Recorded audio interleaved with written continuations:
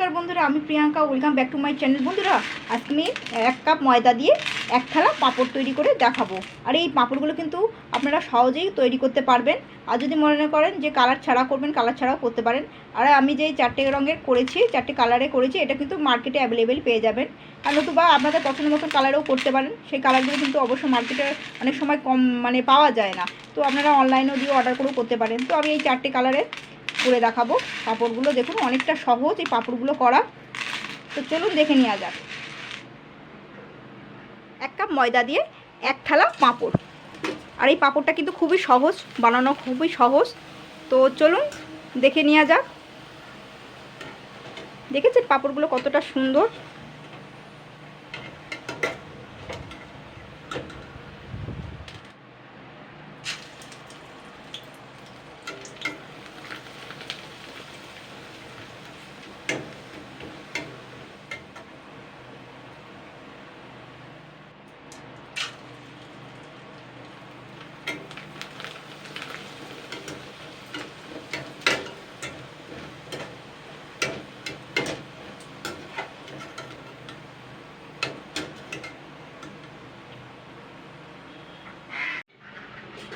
বন্ধুরা দেখুন পাঁপড়গুলো কতটা সুন্দর হয়েছে। মাত্র 1 কাপ ময়দা দিয়ে 1 থালা পাঁপড়।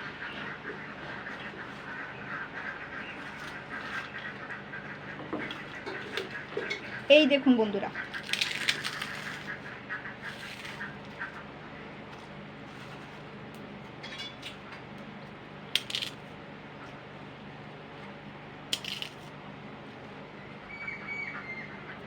তো বন্ধুরা দেখুন আমি কিন্তু 1 কাপ পরিমাণ ময়দা নিয়েছি। এখানে কিন্তু পাতানো আছে বলে এরকম মনে হচ্ছে। তো আপনাদের বাড়িতে ছোটো বড়ো কাপ নিশ্চয়ই আছে, তো সেই কাপ অনুযায়ী করবেন। ছোটো কাপ থাকলে ছোটো কাপ নেবেন, বড়ো কাপ থাকলে বড়ো কাপ নেবেন। তো আমার বাড়িতে মোটামুটি একটা কাপ ছিল, যাই হোক চা খাওয়ার। তো সেই কাপ অনুযায়ী আমি কিন্তু ওখানে ময়দা নিয়েছি। তো এবার আমি এখানে কিছু কিছু উপকরণ মেশাবো। দেখুন এখানে কিন্তু আমি একটা পেপার খাট মেশাচ্ছি। এই পেপার খাটটা কিন্তু পাঁপড় তৈরির কাজে কিন্তু বেশিরভাগ ব্যবহার করা হয়। এই পাঁপড়টা বড় করার জন্য আর ক্রিস্পি করার জন্য এই পেপার খাটটা দিলে ভালো হয়। যাই হোক এখানে কিন্তু আমি অল্প একটু পরিমাণ নিয়ে নেবো। দেখুন হাফ চামচও নিয়ে কিন্তু 1 টিস্পুন মতো নিয়েছি, খুব সামান্য নিয়েছি 1 কাপে। তো এটা আমি দিয়ে দিচ্ছি। আর এখানে যে সামান্য পরিমাণ দেখতেই পাচ্ছেন নুন নিয়েছি, এটা নিয়েছি।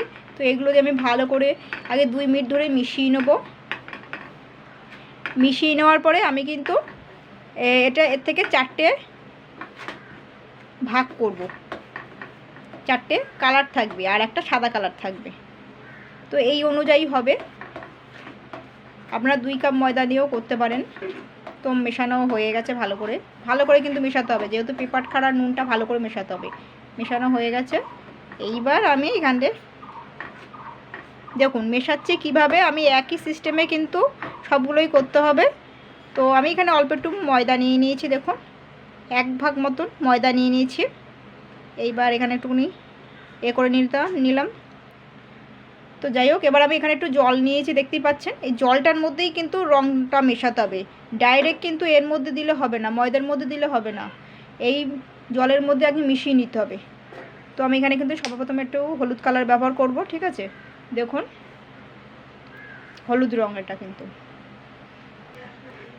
তো বন্ধুরা এর মধ্যে আগে জলের মধ্যে সবার প্রথমে ফুড কালারটা মিশাতে হবে, তারপরে কিন্তু দেবেন। তো আমি এখানে মিশিয়ে নিয়েছি। দেখুন জলটা গুলে নিচ্ছি। এইবার আমি এটাকে কিন্তু সফট করে একটা ডোটা তৈরি করব। ঠিক আছে, অল্প অল্প জল নিয়ে মাখতে হবে এটাকে, একটু সফট করে মাখতে হবে, খুব শক্ত করা যাবে না। তো বন্ধুরা দেখুন আমি কিন্তু হলুদ রঙটা করে নিয়েছি। আর ভালো করে কিন্তু একটু মেখে নিতে হবে, মাখাটার ওপরে নির্ভর করবে। ভালো করে কিন্তু চটকে চটকে মথে নিতে হবে কিন্তু। এটা মাখা হয়ে গেল। এইবার আমি সেম প্রসেস আমি আরেকটা করব। দেখুন সিস্টেমটা কিন্তু এইভাবেই করতে হবে। সাইডে রাখছি, এটা মাখা হয়ে গেছে। এবার আমি হাতটা কিন্তু ধুয়ে নেব মাখার আগে। তো এখানটা আমি আরও 1 ভাগ মেখে নিয়ে নিলাম। তো বন্ধুরা দেখুন আমি এবারে কিন্তু এটা পিঙ্ক কালার মেশাচ্ছি, দেখতেই পাচ্ছেন। পিঙ্ক কালারটা মিশিয়ে নেব। ঠিক সেম প্রসেস আমি কিন্তু জলের মধ্যে আগে গুলে নেব অল্প করে। আপনারা একটু বেশি করেও ময়দা নিয়ে করতে পারেন। যাই হোক, এবার আমি অল্প অল্প করে জল দিয়ে মেখে নেবো এটাকে। সফট করে মাখতে হবে।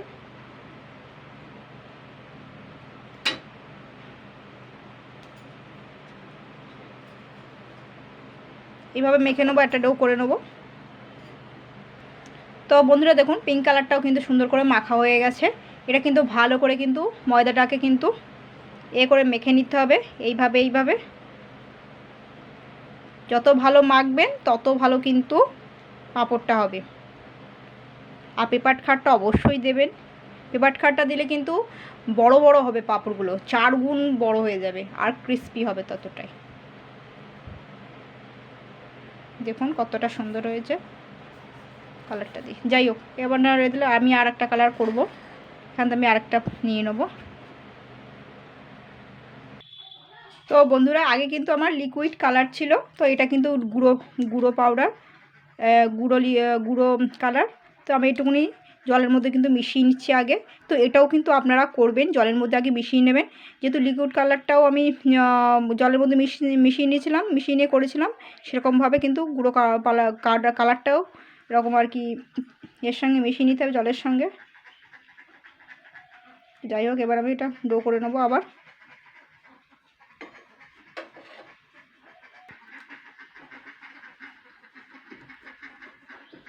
ভালো করে কিন্তু মিশিয়ে নিতে হবে, মিশিয়ে নিয়ে করতে হবে।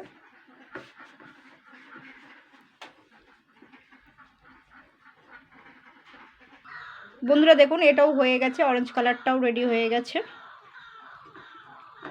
এবার আমি একটা সাদা রাখবো, সাদাটা আমি পরে করে নিচ্ছি, কারণ সাদাটা ধবধবে হবে।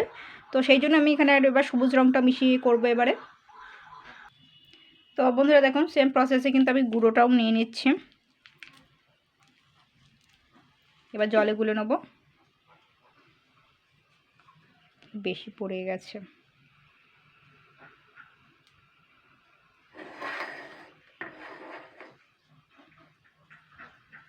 এইবার আমি মেশাবো।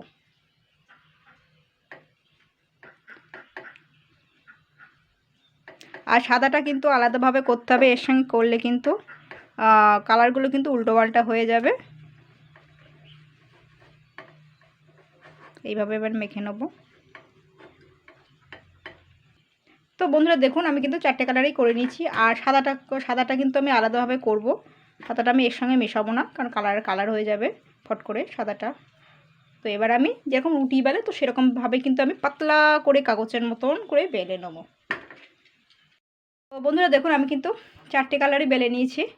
আর সাদাটা আমি করে নেবো, এটা এইগুলোকে করে নেবো তারপরে কালারিং। তো যাই হোক দেখুন 4টে একটু এবড়ো খেবড়ো হয়ে গেলে কোনো অসুবিধা নেই গোলটা, দেখুন।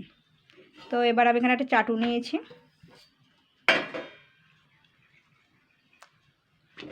চাটু নেওয়ার পর এখানে কিন্তু আমি যে কোনো একটা কালার নিয়ে নেব। দেখুন এই কালারগুলো এখন সাইডে রাখবো। তো বন্ধুরা আগে আমি চৌকো করে কেটে নেব। দেখুন চৌকো করে কাটা হয়ে গেছে, এখানটাও চৌকো করে কাটছি। এইগুলো আমি জোড়াতালি লাগিয়ে কিন্তু আমি আবার দলা করে নেব। এবারে দেখুন এখান থেকে কিন্তু আমি এটা ফুল গাছের ডাল নিয়েছি কেটে, দেখুন দুই সাইড দিয়ে সুন্দর করে কেটে নিয়েছি, ডাল নিয়েছি কিন্তু এটা, ঠিক আছে। তো এবার আমি এখান থেকে দেখুন উল্টে দেবো হবে, তারপরে এ হয়ে যাবে, ঠিক হয়ে যাবে। এখান থেকে কিন্তু আবার কেটে নেবো।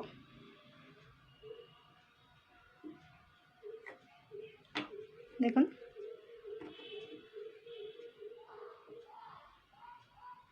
এইভাবে জোড়া লাগিয়ে নিতে হবে, কিন্তু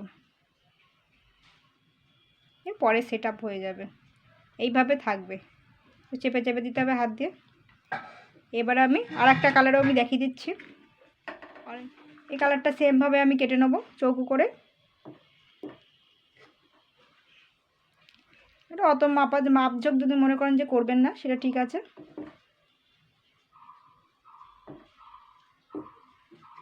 এইভাবে করে নিতে পারেন, এই যা। এইভাবে খানিকক্ষণ থাকবে, আগে শুকিয়ে যাবে, একটু শুকোবে, তারপরে আমি একটা দুটো দিয়ে বোঝাচ্ছি, তারপরে সেম প্রসেসে সবগুলোই হবে।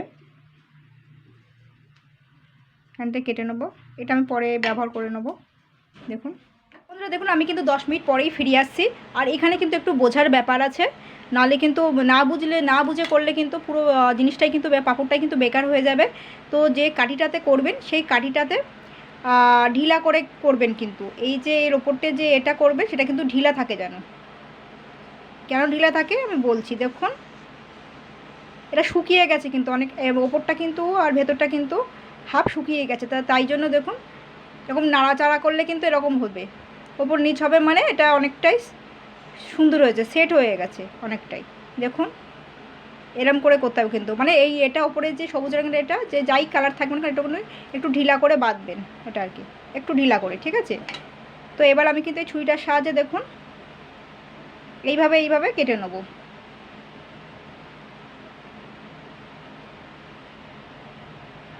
আস্তে আস্তে করতে হবে কিন্তু, প্রথম একটু দেরি হবে, অসুবিধা হবে, ঠিক আছে, তারপরে ঠিক হয়ে যাবে।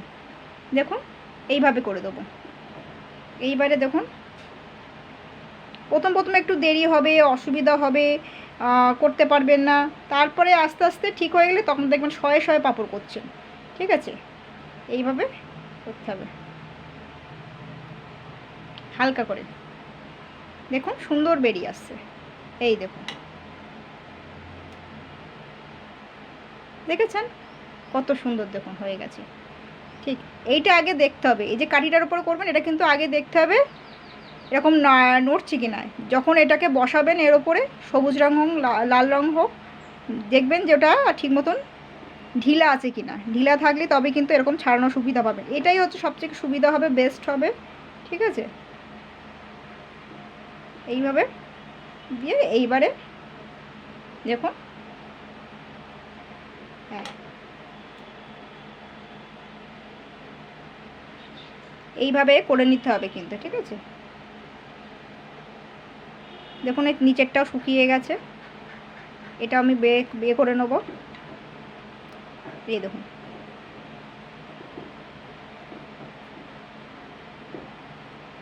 এই দেখুন, ঠিক আছে। এরকম করে নিতে হবে, দেবেন দেখবেন শুকিয়ে যাবে। প্রথম বলছি যে একটু অসুবিধা হবে, তারপরে দেখবেন একদম সহজ হয়ে গেছে জিনিসটা, ঠিক আছে।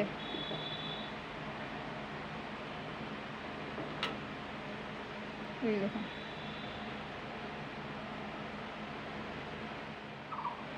এইভাবে কিন্তু আমি সমস্তগুলো করে নেব, একটু টাইম লাগবে, আমার তো টাইম লাগবে, আপনাদের তো দেখে নিলেন। দেখুন এইভাবে কিন্তু সব করে নেবো আমি। এবারে রোদে দিয়ে 4 দিন 5 দিন সময় লেগে যাবে, রোদ যদি ঠিক মতন থাকে 4-5 দিনে শুকিয়ে যাবে।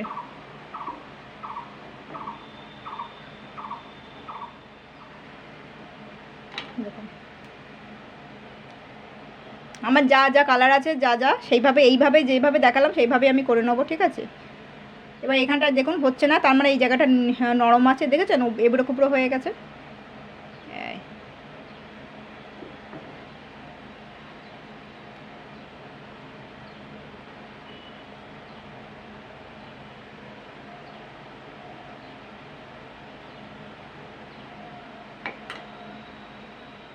তো বন্ধুরা দেখুন পাঁপড়গুলো কিন্তু খুবই শুকিয়ে গেছে, এবারে এগুলোকে কিন্তু ভেজে খেতে পারবেন।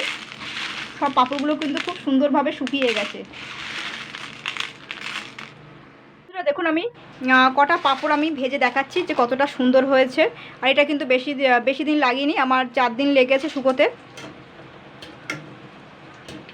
তো তেলটাকে কিন্তু সবার প্রথমে কিন্তু ভালো করে কিন্তু গরম করে নেবেন। দেখুন পাঁপড়গুলো কতটা বড় বড় হয়ে গেছে।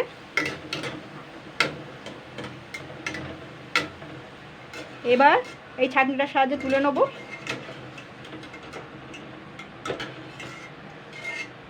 এই দেখুন পাঁপড়গুলো কতটা সুন্দর হয়েছে, বড় বড় হয়ে গেছে পাঁপড়গুলো পুরো। এই দেখুন বন্ধুরা পাঁপড়গুলো